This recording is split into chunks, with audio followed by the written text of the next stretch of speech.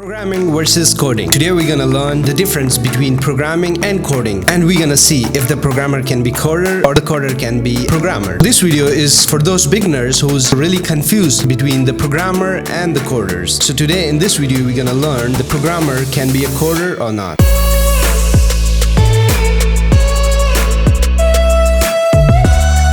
The programming is a big aspect than the coding. For example, you want to build something like website or something. Now you need to build that. In order to build that, you will have to code that. Putting code there, it's called a coder. So programming is not dealing with just coding, also with analysis data and algorithms and other set of instructions. It's called programming. There's a simple example for the programming. You want to set a clock that you're gonna wake up at 6, and then you program the clock about that to set the time and to wake up this time. So that's whole process is called program. Now, what is coding? Coding is basically a translator which is transformed from human language to the machine language. As simple as that. Now, if we put them together, that's called coding in the whole program. For example, programming is the system to build the house, but the coding is those bricks when you put together and build a house. Now, there's a question. Can a coder be a programmer? So anyone who can write some code, he can be a programmer, but with the least experience. It all depends on his experience, so he can be a programmer and then he can be a developer for the whole project. Of course, programmer is the senior level of the coder. So of course, programmer is the coder, and the coder can be programmer, but not really programmer at that time when he was coding, because that's kind of the junior, or you can say a trainee step to be a programmer. So my advice to you, it's not important that you will be a software engineer or you will be a developer, a web developer. You will need a degree or something like that. You can be simply a coder. You can learn that things online from YouTube and from other free source platforms. You can be a coder and then you can be a programmer. So my advice to you is to aim to become programmer, because that's include coding and everything. So don't aim to become a coder, because the coder is like a lower step, or you can say trainee. For example, if someone is building the house and there's the engineers, there's the builders, and there are also labor. So those laborers is called the coder in IT field, and those engineers and infrastructure developers is the programmers. I hope I made the idea clear for you. Stay tuned for the next video. If you like the video, smash the like button, and if you are new to the channel, don't forget to subscribe. Peace.